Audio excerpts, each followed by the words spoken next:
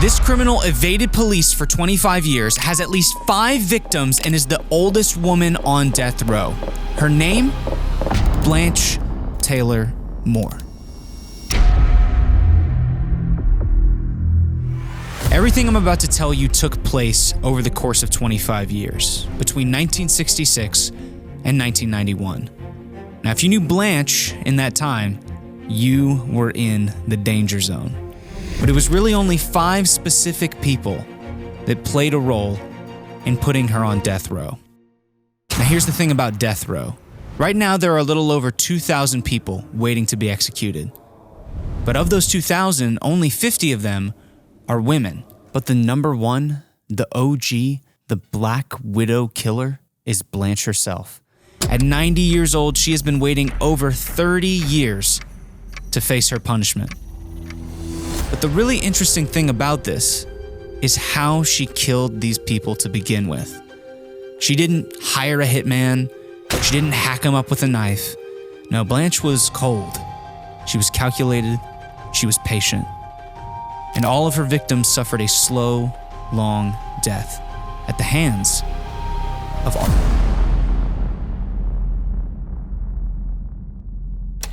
I just tried to be there for others and to help whenever I could.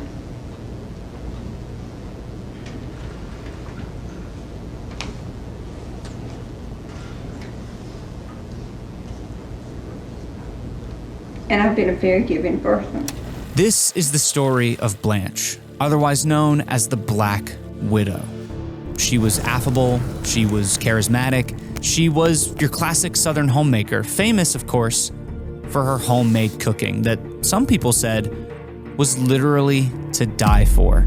She started out as a preacher's daughter and ended up becoming the wife of a reverend. But in order for us to understand how Blanche ended up spending almost half her life on death row, we're gonna have to go back to the very beginning, which is in a small town in North Carolina. Blanche was born in 1933. She was part of a big family, one of 7 children. And so obviously that's a lot of mouths to feed. And her dad had to work long hours at the textile mill during the week. And on the weekends, he posed as a Baptist minister. But behind closed doors, Blanche's father was far from a holy man. He was an alcoholic, he was a gambling addict, and on top of both those things, the man had a second family with another wife and 4 other children. So if you take all of that and put it together, it's no surprise that her dad was in a tremendous amount of debt. So how was a humble mill worker and a reverend ever gonna pay off that amount of debt? Sex trafficking. Now, obviously this is disgusting, but her father forced her into sex trafficking. And she's preteen, teenager at the latest at this point, and her dad is forcing her to sell her body to these people that he owes money to, just so that he doesn't have to pay off his own debt. She's carrying the burden of his poor decisions. And so obviously it's a no-brainer for Blanche to want to get out of that house as soon as she can. And that's exactly what she did. At the age of 19, Blanche met and married a man named James Napoleon Taylor. He was a veteran of the Korean War. And together they got married and they had 2 kids. Around that same time, Blanche decided that she was going to take a job at Kroger so that she could help support their growing family. And over the years, she worked her way up through the ranks, and eventually she became the head cashier, which at the time was the highest position that a woman could even hold. Like any relationship, Blanche and James had their fair share of ups and downs. James was an alcoholic and a gambling addict, kind of like her dad, and Blanche herself wasn't the most faithful to James during the course of their relationship. But despite both of their shortcomings, they ended up staying together for over 20 years. And by the end of it, Blanche said that he was not only the perfect husband, but he was the perfect father to their 2 children. Unfortunately, their time together was cut short when James suffered a fatal heart attack in the middle of the night in October of 1973. But after his untimely death, Blanche didn't really stay single for that long. You remember earlier how I said she wasn't exactly faithful to James when he was around? Well, her new boyfriend was named Raymond Reed, and he was the assistant manager at the Kroger where Blanche worked. So you can kind of see how things are starting to line up here. And according to one source, Blanche was definitely double dipping with Raymond. Anyway, Raymond and Blanche ended up staying together for about 10 years, but they never actually got the chance to get married because on New Year's Day 1986, Raymond started to feel ill, and a few days later, he came down with a severe case of the shingles. After this, he waited a few months, hoped that the symptoms would go away on their own, but eventually, he had to be hospitalized. And during his extended stay in the hospital, Blanche was actually the perfect girlfriend to Raymond. She was there almost every day, feeding him his favorite desserts, like her homemade banana pudding. But a week later, what do you know? Raymond Reed pronounced dead on October 7th, 1986. Now, doctors said it was because of complications with his Guillain-Barré syndrome, which is a rare disorder that causes your immune system to attack your nerves. Okay. First of all, Guillain-Barré syndrome is rarely fatal, and Raymond's family knew that, all right? And they also knew that he had only been diagnosed with Guillain-Barré that year, so it was like almost impossible for him to have died from this thing. But Blanche is a slick lady, all right? According to Raymond's son, Steve, Blanche was courteous and she was kind, but she was also manipulative and knew how to get what she wanted. So what did she do? She convinced the family not to get an autopsy. She took $40,000 in life insurance from his two sons, and she made herself the executor of his estate, which meant that she got a third of whatever he was leaving. What? So at this point, you and I, we're on the same page. We know that this is not an accident. These people aren't just mysteriously dying. Blanche is clearly the common denominator. But you know who doesn't know that? Everybody in Blanche's life. No one is able to connect the dots. No one sees that she's the one that's always around when these things are happening. That is, until her final victim. He was the one that would open everybody's eyes to what was really going on. And his name was Reverend Dwight Moore. So about a year before Raymond died, Blanche attended an Easter sunrise service, and that's where she met Reverend Dwight Moore, who would eventually become her next husband. Now, Blanche swears that she had nothing to do with Dwight when Raymond was alive, but the Reverend not only escorted her to his funeral, but he also said that they had an affair. So I don't think he really has a reason to lie about that. Charitable, benevolent, merciful, patient, just, virtuous, faithful, sincere, trustworthy, and decent person I have ever known. You are also quite attractive, and I like you. But all of that is to say that nobody was really surprised when they ended up getting married pretty soon after. But Blanche's final relationship would actually end up being her shortest, because just after the two of them got back from their honeymoon, Dwight was immediately admitted to the hospital after he fell ill with symptoms like vomiting, numbness, and neuropathy. Over the course of the next 2 weeks, doctors ran test after test after test, trying desperately to figure out what was wrong with Reverend Moore. And when the results finally came back, they were shocked. In fact, they thought there had to be a mistake because the test indicated that Dwight Moore had 20 times the lethal dose of arsenic in his system. That was the most ever recorded in a living patient. All right, I didn't actually know what arsenic was. I'd heard of it, but I wasn't sure. So I went ahead and Googled it, and this is the technical definition. It's atomic number 33 on the periodic table. And I also have no idea what that means. So I'm going to try and break this down in a way that not only I can understand, but hopefully you can as well.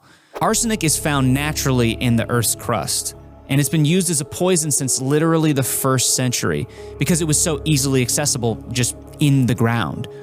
And what makes it so good is that it starts as a solid, but when you dissolve it into some liquid, you can't taste it, you can't see it, and you definitely can't smell it.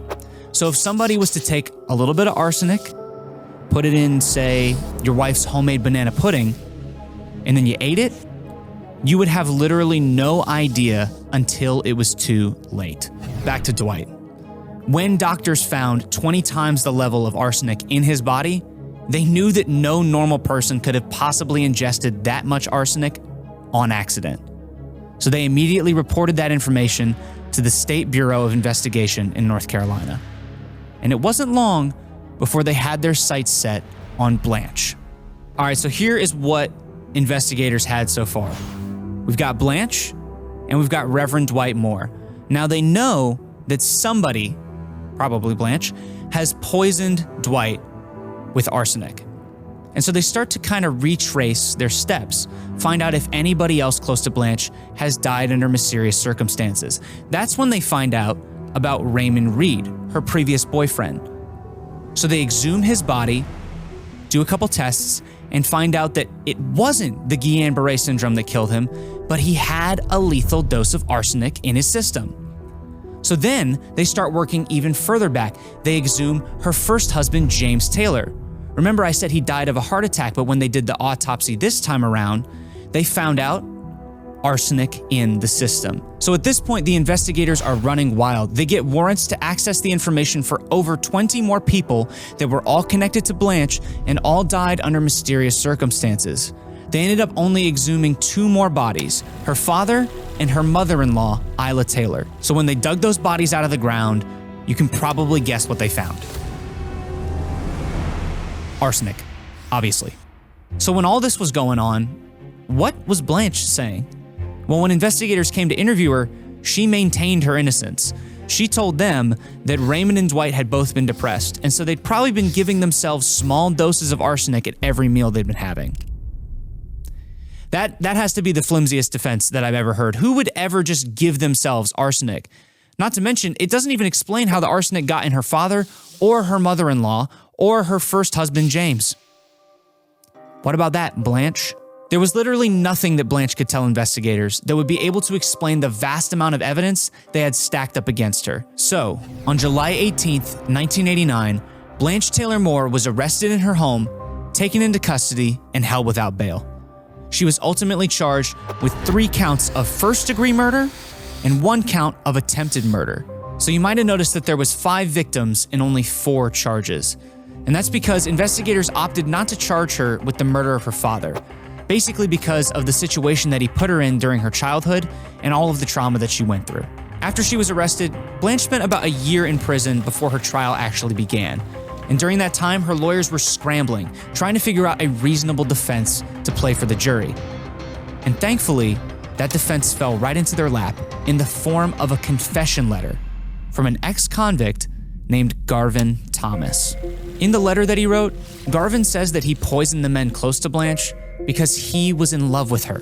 And if he couldn't have her, well, then nobody could. But when police went to go confront Garvin about his confession, they found out that he had died 3 days after he sent the letter. Now, if all this is sounding a little bit too convenient to you, then you're not the only one, because the State Bureau of Investigation was not buying it either. They ended up going to Blanche and getting samples of her handwriting, going to Garvin's family and getting samples of his handwriting, and then cross-referencing them against the confession letter. And lo and behold, investigators found that Blanche had actually forged the letter, trying to frame Garvin for the murders. I regarded what appeared on that 1/2 page of if you could call it prose. Let's call a spade a spade. We can't repeat it on the air. No, ma'am. Okay. The lewd comments Janet Branch believed Blanche herself wrote were hardly expected from a middle-aged wife of a minister. Now, the reason they were able to find out is because Blanche has very specific handwriting. She double dots her I's, which I don't know anybody else that does that. And she also uses very interesting abbreviations for things like the county that they were in, as well as the word medicine. So in October of 1990, Blanche was put on trial for the murder of Raymond Reed. And the state ended up calling over 50 witnesses to testify against her, including Dwight Moore, who was still recovering from being poisoned. She showed me a bottle and asked if I could purchase some of this particular substance. Do you remember what the substance was? Yes, I do. What was it? The substance was anti-ant. Throughout the entire trial, Blanche maintained her innocence. But despite that, she was ultimately convicted for Raymond's murder. And it's worth saying that it wasn't a difficult process for the jury. The deliberation only lasted about 6 hours. And then another 4 hours after that, they came back with a sentence of the death penalty. So at 57 years old, Blanche's 25-year killing spree was finally put to an end when she was placed on death row. A few weeks after her sentencing, authorities decided to drop the remaining charges against her. After all, there is no worse punishment than the death penalty. Of course, Dwight also ended up filing for divorce from Blanche, citing irreconcilable differences, which is a pretty nice way of saying she's literally on death row and tried to kill me. But to each their own. Eventually, he would remarry and move north to the state of Virginia, and before his death, he would tell reporters that he rarely ever thought of Blanche after that. But the tremors in his hands and the numbness in his legs were a constant reminder of just how close he was to being her 5th victim. So where is Blanche today? Well, she's 90 years old and currently the oldest woman on death row in the United States. She's also one of only 2 women in North Carolina that's waiting to be executed. But since there hasn't actually been an execution in that state since 2006, it's more likely that Blanche is going to die in prison of natural causes. Or maybe she'll get what's coming to her and have just a little bit of banana pudding.